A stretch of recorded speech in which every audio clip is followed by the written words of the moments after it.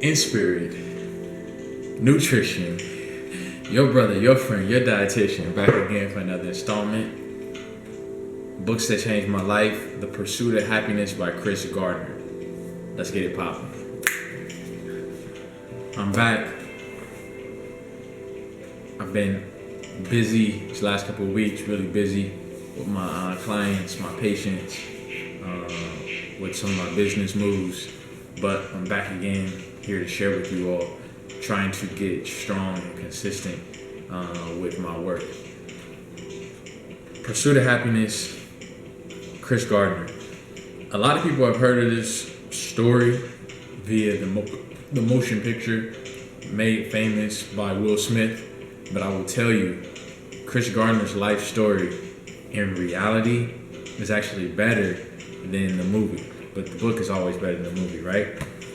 #1 New York Times bestseller. The Pursuit of Happiness, the life story that inspired the major motion picture. This is a picture of Gardner and his son, Gardner Jr. I like reading tales of great people, biographies of great people, because you see that they weren't always great. They had the greatness within them, but their greatness wasn't always manifested, and they had to build up to it. So Marcus Garvey suggested that you read autobiographies and biographies of people that started from nothing, started from the bottom, and that came up, or people in general that have done great things.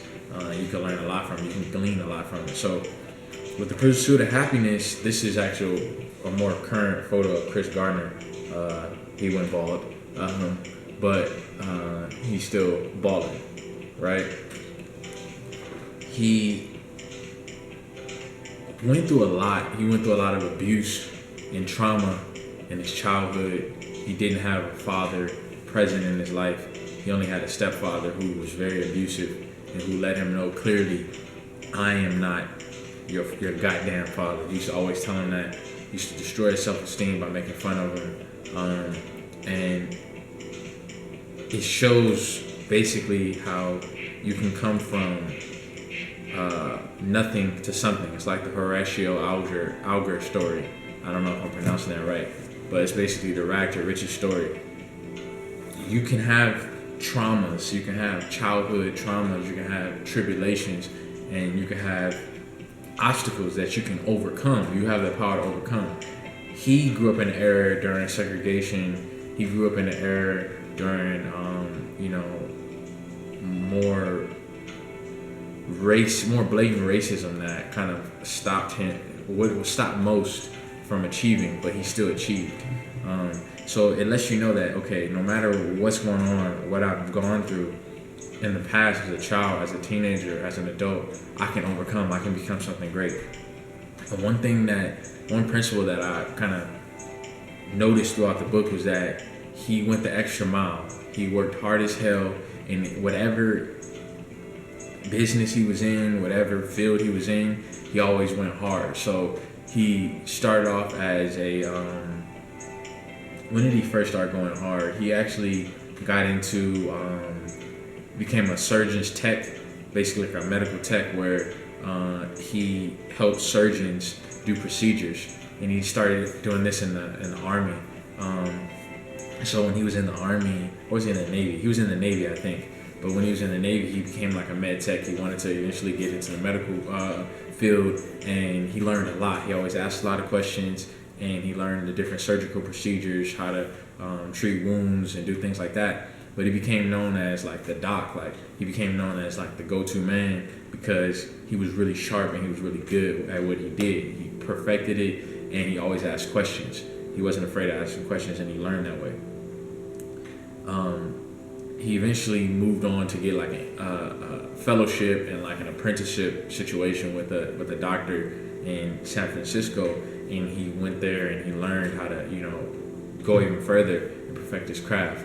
And he actually had interns that would come in and residents from top universities, Yale, University of San Francisco, that would sit underneath him and learn from him. And they were Europeans or Caucasians, and a lot of them had trouble with listening to a 6'3", 6'2", 6'2", 6'4". I don't even know how tall he is, but he's like a big brother, dark-skinned brother, giving commands. And he never had a college education, barely even graduated from high school. So it's really inspiring. Like, a lot of people have all these self-limiting beliefs, like, well, I'm black, or I'm a woman, or I'm from this family that was poor, or I didn't even graduate from high school, or I didn't go to college, or I went to college but I didn't get a degree in what I'm interested in now. All of those are self-limiting beliefs that aren't necessarily true. In fact, they're not even true. Whatever's true is what you believe in. Whatever you give credence to, you give power to it. So he moved from there to basically realizing there wasn't a future in that field, and that he decided not to go to med school. He didn't want to do that. But he was walking in a parking lot and he saw a brother in a Ferrari, and he was looking for a parking spot. So he was about to come out of his car. So he went and told the guy, hey, you can have my parking spot, but you got to answer a couple questions. And so he used that old habit of always asking questions and not being afraid to find out more information. And so he asked the guy, what do you do for a living? Like, you make mad bread. Like, obviously, because you're driving a Ferrari, so what do you do? I'm a stockbroker. I just call people every day, tell them, the numbers of different companies, how different companies and stocks are performing, and then I get commissions off the sales of the stock. He's like, that's all you do is sit on the phone making calls all day and you make all this money? He's like, yeah. He's like, I want in. How do I do it? He goes through a whole process and procedure of trying to get into a training program and become a licensed stockbroker. It's hard as hell. He looks for a bunch of connects. He eventually gets into a training program, but while he's in the training program, he's homeless because he's barely getting paid any money, and he has a 1-year-old son, 2-year-old son that he's like living on the streets with. So he's employed, but he's actually homeless. The lessons that I kind of learned from this book and why it changed my life is that my struggle, my pain is relative. The little crap that I'm going through, the little things I'm going through is nothing compared to what other people have gone through. And I know that, but it's good to have a reminder. It's good to know he was homeless with his son. He was living, on the streets, just riding around on the train, living in motels and hotels. He was sleeping in bathrooms at airports with his son, sleeping in the office with his son. So he would he would stay late making phone calls, and people would think, oh man, he's the first one in and the last one out. Well, that was his habit at first. When he finally became even when he was a stockbroker, he still was homeless with his son. But he made the habit of staying late in the office so that people thought he was working hard, and he was working hard, but he would eventually sleep with his son in the office.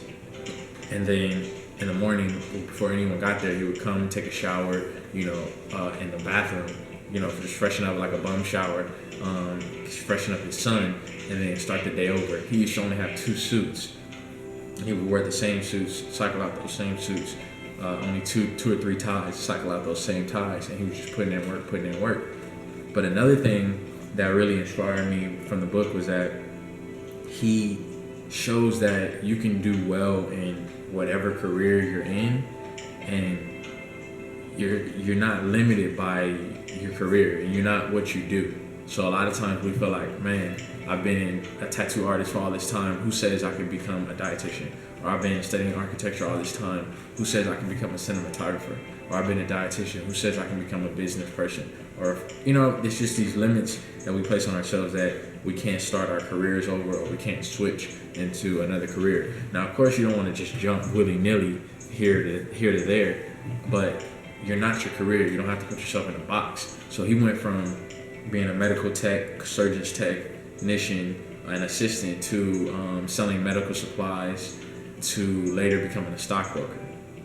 What you see in the Will Smith movie was when he was selling the medical equipment, hustling that, trying to become a stockbroker. So that's a part of the book, but he was still hustling and struggling after he became a stockbroker because he was trying to get up and move higher.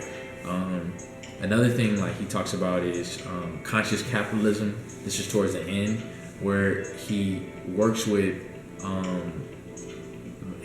like basically institutions and educational institutions that have like funds to invest, but their work, the reason that they're investing is they're doing work in education, they're doing work to forward society, they're doing social entrepreneurship or social innovation, things that help society with education, but they are still needing money to invest. And so he creates portfolios for those organizations, and they may have millions of dollars to invest, but they're doing great things. It's not like they're selling arms. They're like arms dealers in the Middle East or in Africa or something like that. In North Africa, they're actually doing things that are forwarding society, progressing society. So he decided to make money still by making money for people in education, for people in government, for people that, you know, are helping society, civil society. So that's cool, conscious capitalism, which I like. He shows like it's not anything really wrong with the dollar. You could do good things with it. And then another thing is that he shows that hard work, zeal, merit, a lot of times supersedes the race. A lot of times he was in a lot of positions that he was the only black person in the room, but it wasn't about the black or the white. He said it was about the green. It was about production. It was about progress. It was about work. So I like that too, because he didn't let race limit him or people's beliefs about race limit him. He just went hard. So he also talks about like sexcapades that he went on, things he had to conquer in that area, always being a good father because his father wasn't around. So he always made sure that he took care of his son and his daughter that he had. But I mean, he talks about like, you know, flaws, man. He talks about trying to, you know, deal with sexual discipline, sleeping, you know, cheating on his first wife, just, you know, some freaky stuff too, man. He gets down. So it's good. It shows the human side, and it shows that we all have our flaws and we're all working to strive for greatness. And if he can do it, you can too.